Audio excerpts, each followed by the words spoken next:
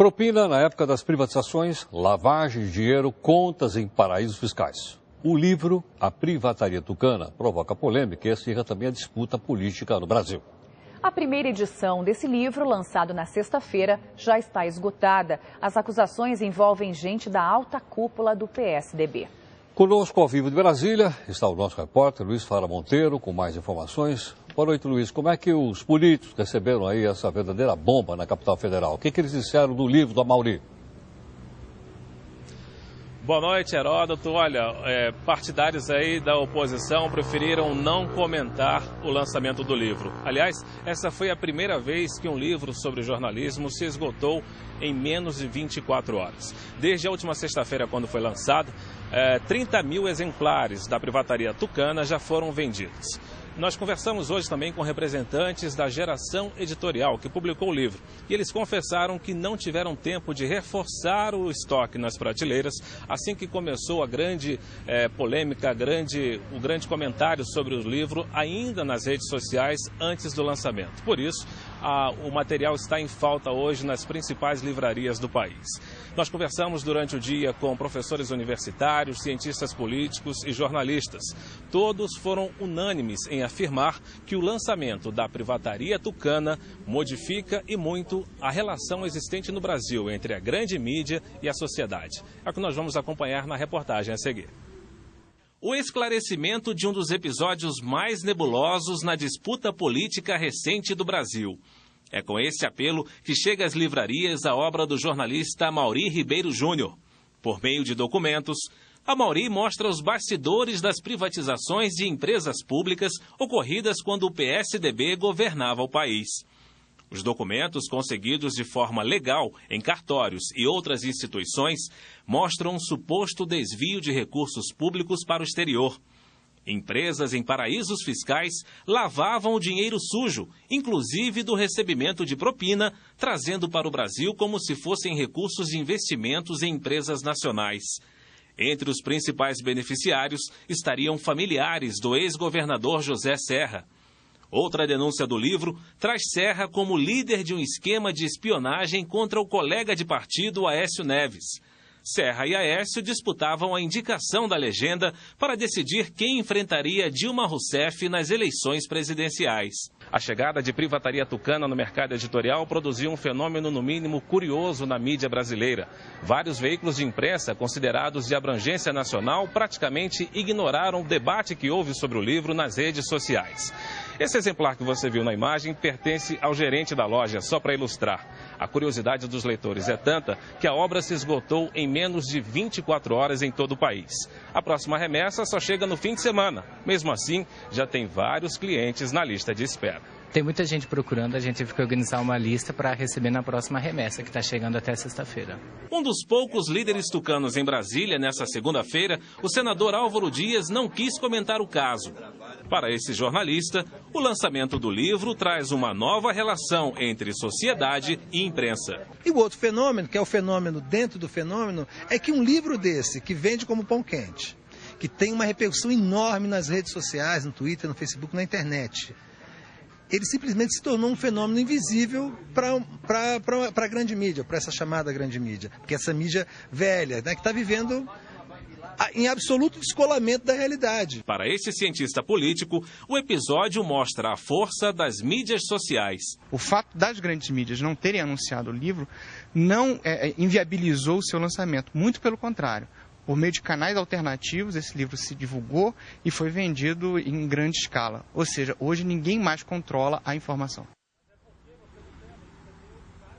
E voltamos a falar direto de Brasília. Como nós informamos na reportagem, nenhum representante do PSDB quis comentar o conteúdo do livro. O partido apenas se manifestou sobre uma reportagem publicada numa revista semanal, dando conta de que integrantes do Partido dos Trabalhadores teriam contratado um falsificador de documentos nas eleições de 2006 para comprometer os partidos de oposição.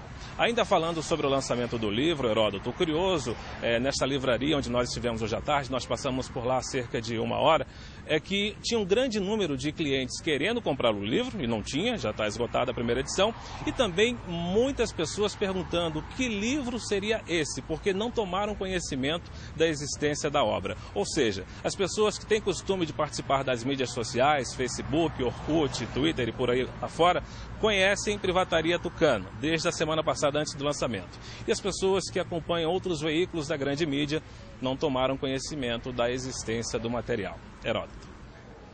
Ok, Lula, obrigado. Bom, eu mesmo fui ontem à noite na livraria Saraiva, aqui em São Paulo, no Shopping Higienópolis, não vi lá. O livro lá por baixo, não tinha o livro, você está lá no primeiro andar. Eu fui lá no primeiro andar, também não vi. Vi lá Steve Jobs para todo lado, Boni, etc. Mas o livro do Amaury eu não vi. Bom, mas quem está aqui conosco também é a nossa comentarista, a Cristina Lemos.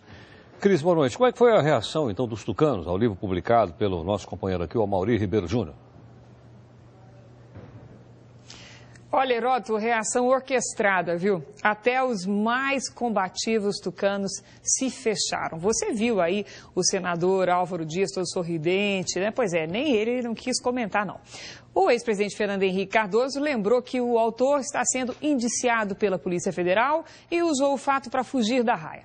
A ordem geral entre os tucanos é não dar espaço para o livro, nem comentando criticamente. O livro que é altamente negativo para muitos dos mais importantes representantes do PSDB, não só para José Serra. Os políticos dos outros partidos, até do PSOL, tentam ficar aí de fora da briga. Usam o argumento de que ainda não leram, ainda não tomaram conhecimento. Mas o fato é que o livro, como você viu, está esgotado também aqui em Brasília. O Lula mostrou aí o último exemplar que estava reservado para um cliente da livraria. Olha, não teve para ninguém comprar hoje aqui em Brasília. Outro dado sintomático é que a reportagem de capa da revista Veja, acusando os petistas de falsificação de documento para incriminar adversário, saiu junto com o livro. Talvez essa tenha sido a reação indireta mais expressiva ao livro. Heródoto. Agora, Cris, você chegou a procurar o pessoal aí do comando geral do PSDB aí em Brasília? Alguém atendeu? Deram alguma resposta? Disseram alguma coisa?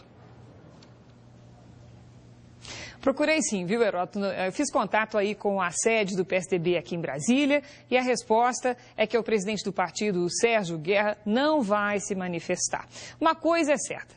O livro, embora se remeta a um fato transcorrido durante o governo Fernando Henrique Cardoso, ele tem o efeito de gasolina na fogueira tucana, por causa do momento em que é lançado, já que Serra e Aécio Neves se batem pela indicação do partido para a disputa pela presidência da República. O Serra vem claramente enfraquecido em função da derrota para Dilma na última eleição, mas ainda é, no PSDB, o nome de maior recall, de maior também relevância dentro do PSDB. Aécio Neves, que disputa com ele essa indicação para a presidência, ainda não decolou nem como líder da oposição. E também já percebeu que a tribuna do Senado não é vitrine suficiente para alavancar aí suas pretensões presidenciais. É uma queda de braço interessante, Heródoto. Agora, Cris, e quanto às outras notícias para os tucanos, como, por exemplo, a eleição, a pré-eleição aqui em São Paulo, que é talvez a prefeitura mais disputada no Brasil, mais importante no Brasil, como é que os tucanos saem nessa pré-largada? Como é que são os resultados aí do Datafolha? Olha, Heródoto, essa pesquisa da Datafolha também não foi uma notícia boa para os tucanos. É claro que ninguém no PSDB pode comentar esse resultado. 35% de rejeição por Serra numa possível candidatura à Prefeitura de São Paulo. Nem mesmo o Aécio Neves pode comemorar, uma vez que o Aécio faz aí uma torcida indisfarçável para que Serra dispute agora a Prefeitura, enquanto ele se dedica a construir a própria candidatura ao Planalto. E para piorar para os tucanos, essa mesma pesquisa da Datafolha também mostra que quase a metade dos paulistas afirmam que vão votar no candidato indicado por Lula, o que mostra um claro aumento de influência do petista nesse eleitorado. No entanto, esse padrão aí sinalizado pela pesquisa está longe de se refletir na atual intenção de voto no ministro da Educação, o petista Fernando Haddad. Atualmente a intenção gira entre 3% e 4% a intenção de voto. Aliás, ainda não está acertada nem a data da saída de Haddad do governo. É possível que ele peça para sair antes mesmo da reforma ministerial, caso ela demore. Heródoto. Aliás, até o presidente Fernando Henrique Cardoso deu uma declaração hoje dizendo que os candidatos à Prefeitura de São Paulo são todos japoneses. Eu não entendi exatamente bem o que significa isso, se é todo mundo igual ou se ninguém entende. Eu não sei exatamente. Eu acho que os japoneses não vão gostar dessa comparação, não. Até mais, Cris. Acho que é todo mundo alienígena, viu, Heródoto? Até mais. Olha, nós falamos então do livro, que aliás foi mostrado aqui na última sexta-feira, na Privataria Tucana. E depois o nosso comentarista, o Nirlando Beirão, fez um comentário aqui a respeito do livro conosco, na última sexta-feira também. No sábado nós vimos publicado na revista Carta Capital. E aí eu fiquei procurando no domingo para ver se tinha na Veja, se tinha na Isto É, se tinha na Época, não vi nada, né? Aí eu li os jornais também no seu site, falei, vem que é porque está no site também a gente não achou nada. E agora à noite, falei, bom, mas tem no noticiário agora o telejornal à noite. Eu vi o telejornal da Band, não vi nada. Na Globo, não vi nada. Vi uma citação feita no telejornal da Gazeta, agora há pouco, né? Só, mas mais nada. Mas o Amaury Ribeiro está aqui conosco. Boa noite, Amaury. Boa noite, Heródoto. Boa noite, André. Boa noite, Amaury. Muito obrigado pelo convite, por ter vindo aqui. Seja bem-vindo. Amaury, vamos começar primeiro pelo seguinte. Se você já esperava que a mídia não fosse, a mídia tradicional, né, não fosse dar um destaque ao seu livro, até para discutir, para saber se as coisas aqui estão corretas ou não, levar isso aqui à discussão, ao conhecimento do público? Já esperava pelo simples fato, né? Que o livro faz muitas críticas, né? O comportamento da mídia nas últimas eleições, né? Então já era bem esperado que eles fossem ignorar mesmo, porque compromete a mídia em vários episódios aqui do livro. Então, que tem uma parte, o livro é dividido em duas partes, né? Uma parte sobre lavagem de dinheiro e sobre a privatização, e uma outra parte falando sobre os bastidores das eleições, tudo, com fatos, tudo. Então, acho que já era esperado, porque que ele já não fosse publicar nada. Agora, Maurício, só para o nosso telespectador entender, posso entender que o ponto central desse livro é quando você fechou aquela conexão, as teles foram privatizadas. Uma parte desse dinheiro deve ter sido mandado para o exterior. Justamente. Ficou dormindo em paraíso fiscal. Aí o paraíso fiscal reexportou esse dinheiro para dentro do Brasil. E uma parte desse dinheiro foi parar na campanha do candidato Zé Serra, é isso ou não? Pelos dados aqui, foram parar na conta de familiares da filha e do genro do Serra. Certo. Se há um indício de campanha política, o livro não chegou a esse fato. E que também foram parar também no tesoureiro de campanha do Ricardo Servo, que foi o grande piloto das privatizações, né? Que era a figura, foi tesoureiro do Serra, tesoureiro do Fernando Henrique. Eu acho que isso aí fica bem claro que é uma coisa acerto das pessoas que tiveram o comando ali e que tiveram que participar da privatização. Agora, desculpa.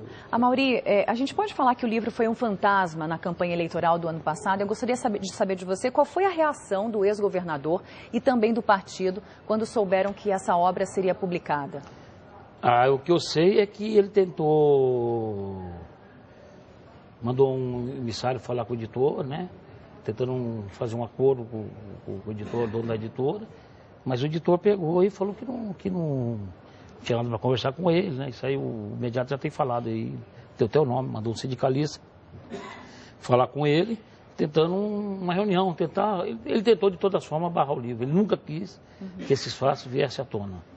Isso aí era um fato, mesmo no episódio da campanha, e toda vez que citava meu nome, ele ficava meio desequilibrado na campanha, tudo. Então, o Serra nunca se interessou que esse assunto viesse à tona, né? Aí, para entender, eu comecei a investigar esses fatos, quando a imprensa começou a falar que havia propinas na privatização. Então, comecei a seguir o caminho do dinheiro. E depois eu me aprofundei nesse tema de lavar dinheiro. Eu dei primeiro o grande escândalo da CPI do Banestado. Fui eu que levantei, junto com uma colega da Isto É, a Sônia Figueiras. Fiz o escândalo da máfia dos fiscais do Rio. E fiz também o documento que comprova a existência de dinheiro da agência do Marcos Valério. E esse contato, esse tipo de matéria, porque eu até então, antes de entrar nesses temas, era um jornalista ligado à área de direitos humanos, né? Falando em várias matérias de violação de direitos humanos e das épocas de chumbo da ditadura. E passou a ser um divisor na minha carreira, porque eu passei a ser chamado para ir para toda a América Latina. Eu sou muito chamado no Peru, sou muito conhecido no Peru. Eu já devo ter ido umas 6, 7 vezes no Peru para falar sobre lavar dinheiro. Vou para o Paraguai, vou para todo lugar. Faz um esclarecimento aqui para o nosso telespectador. É possível avaliar quanto de dinheiro saiu do Brasil para ir para o paraíso fiscal e quanto veio do paraíso fiscal de volta ao Brasil? Você tem prova disso aqui ou não? Não, já está rastreado, já está provado, por exemplo, que o Ricardo Sérgio... Quem é o Ricardo Sérgio? Ricardo Sérgio era o piloto... Era o diretor do Banco do Brasil? Tá, intencional, mas qual que era a sua função nas privatizações? Era de organizar os consórcios, né? E ele tinha um papel muito grande de influência no consórcio, porque todos esses consórcios dependiam do dinheiro, todo mundo sabe, e que definiu a linha dos consórcios foram os fundos milionários de pensão. Basicamente o fundo da Previ, que é o fundo do Banco de Milionário de Pensão do Banco do Brasil. Ele tinha um controle na Previ, porque o presidente da Previ, o João Bosco Madeiro, da Costa, era um aliado dele. Então ele sabia manipular e saber como formar, para ver do João Madeiro da Costa, que também passou a usar dinheiro e lavar dinheiro no mesmo escritório de lavar dinheiro nas Ilhas Virgens, que é o chamado Cítico Build, que é um escritório que é operado por... Então, todos eles, é interessante, e operam no mesmo escritório. Que mandavam o dinheiro do Brasil para as Ilhas Virgens. O caminho da lavagem de dinheiro, o que você entende por lavar dinheiro? Lavar dinheiro você tem que fazer, o cara que quer lavar o dinheiro, o que ele fazer? Você simular, você tentar esconder, levar mais longe que você fazer. Então, um princípio muito grande, dando uma premissa, você fazer o dinheiro rodar. Quanto mais ele rodar, mais fica difícil você pegar e localizar, rastreá-lo. Então, os documentos essas offshores, então eram usadas de duas formas, elas foram usadas. Elas foram usadas, vou dizer, de 3 formas. Primeiro, elas foram usadas pelos doleiros para enviar dinheiro para o exterior através da agência do Banestado em Nova York, que se tornou a maior lavanderia do mundo. Eu chego a sair, um colega... Quanto de dinheiro? Tem ideia? Foram rastreados, se falava em 30 bilhões, né? 30 hoje, bilhões. De reais? Eu tenho conversado, que eu gosto do tema, tem um doleiro que está colaborando comigo. Ele disse que hoje, com a operação que resultou na operação, na prisão Farol da Colina, né? Hoje você não está se mandando mais para esse duto sujo, mas diz que o sistema se tornou autossustentável. Segundo esses doleiros, existe 2 bilhões. Então, como que se movimenta hoje essa lavanderia dentro lá dos Estados Unidos? Através das operações a cabo. Então, para que isso aconteça, o doleiro e a pessoa tem que ter uma conta nos Estados Unidos. Então, quando ele quer trazer dinheiro, ele deposita na conta do doleiro. E pega o dinheiro aqui. Quando ele quer fazer o contrário, então ele inverte a operação.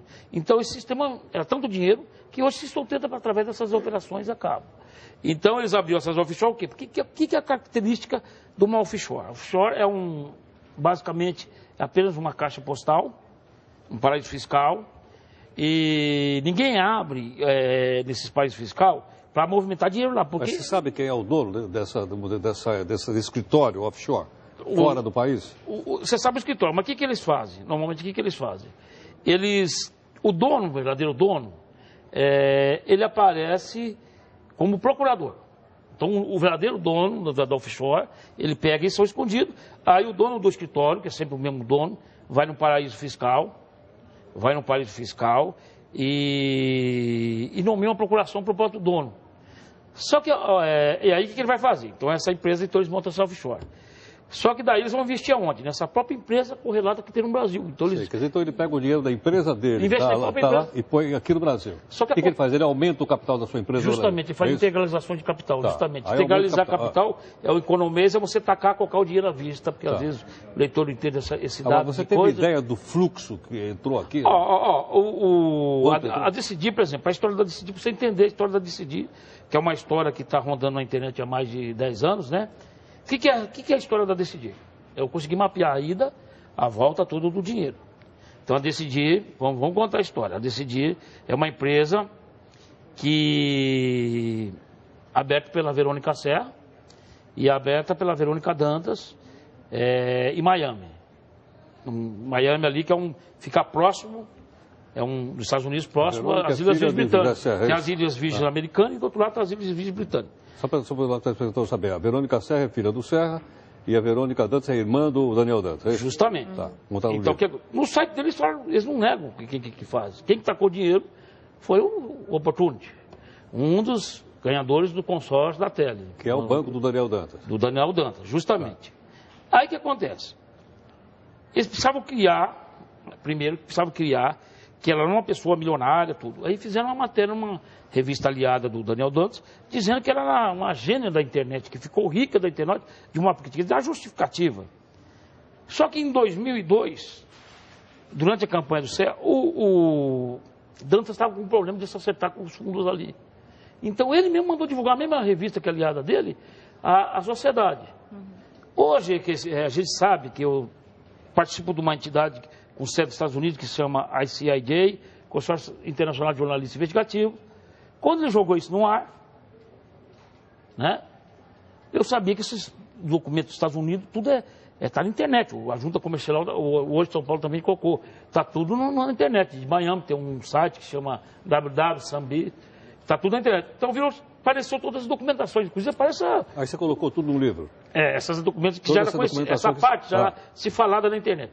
Tá. Aí, o que ela pegou e falou? Primeiro ela falou que ela não era dona, está mostrando que é dona. Falou que essa empresa fechou. Que essa empresa que é Decidir, que está no período que a empresa fechou, né? Então os documentos aqui, fechou. Agora, o que eu descobri na Junta Comercial e descobri também nos cartórios de título de documentos. São Paulo e Rio de Janeiro